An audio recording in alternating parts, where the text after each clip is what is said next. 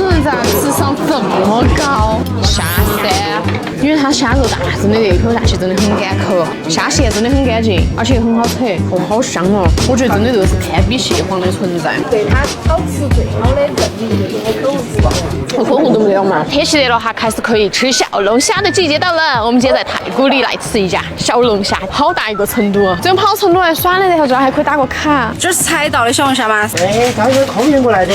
哇，成都的小中大，哇，这么大的，你看他们用的。这个算几钱呢？这是炮头。炮头就是最大号，应该算是。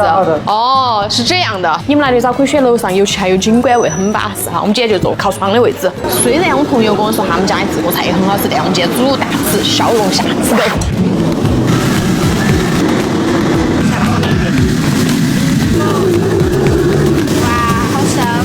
今天真的就吃的是龙虾宴，不知不觉我们这桌子已经要铺门了。我们还有一个清蒸小龙虾，我们今天是有好盘型，哪点的？好香哦，它这个香。它这蒜蓉一看是自己炒的蒜哈，哇，底下配的丝瓜，太会配了。看啊，好大，就逮到起要先嗦一口蒜，它蒜好香哦，而且吃到了生蒜香，天哪！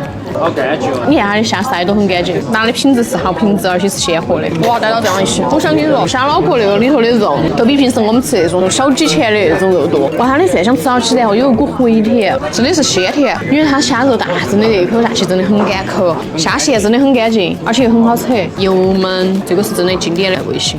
哇，油焖你去把虾配的藕条，最喜欢吃藕的，我真看藕条来放光眼睛。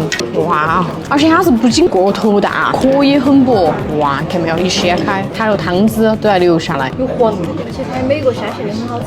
它油焖那种都有带一丝丝甜口，然后回味又是辣的。我现在有点不想戳它虾头，它肉头真的每一个细细都很有味儿。我真的一直不知道有人吃小龙虾吃虾头的人，而且它的这个壳壳很薄，你看没有？哇，真的好薄，就像薄脆一样，好爽哦！它这藕条看起来，滑滑肉肉，好脆哦。它的藕弄得也很大块，而且吃起太爽了。第一次看到做小龙虾有做紫姜味的，我刚看他们那个师傅切紫姜时候，我觉得他们紫姜很爽，而且他们家的紫姜晓得不？是每天用筐来计算的。我要先吃口紫姜，我觉得它紫姜真的很香。我想啷个吃法，把那个紫姜放到那个虾头，直接跟虾黄一起，这个紫姜加虾黄，哇，那种结合太爽了。每次吃虾吃蟹是最快乐的事。哇，它这个一定要把它这样掰开，最精华的刚好在这儿。哦，好香哦！我觉得真的这个是堪比蟹黄的存在，而且我发现他们家的小菜都不差哟。而且这个是我们之前很喜欢吃的捞子蟹钳的，回口袋还有那种麻酥酥的感觉。今天最后的一个清蒸，称级是不好下。完美！哇，这个蘸水感觉看起来好爽哦！我想过它的蘸水可能是偏捞子，你晓得啥子糖醋？它这颗味道是真的让我有点惊喜，甜酸咸。给你们展示下我的一见不下，你们现在还是认得到它是哪个味儿不？此人咋智商这么高？吃到最后要开始我的 DIY 环节哈。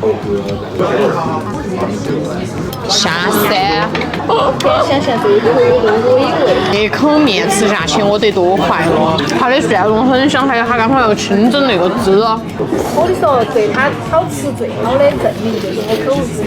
我口红都没有嘛，记得来吃头茶的泡头哈。今天老王视频给我们推荐到这儿，关系，拜拜。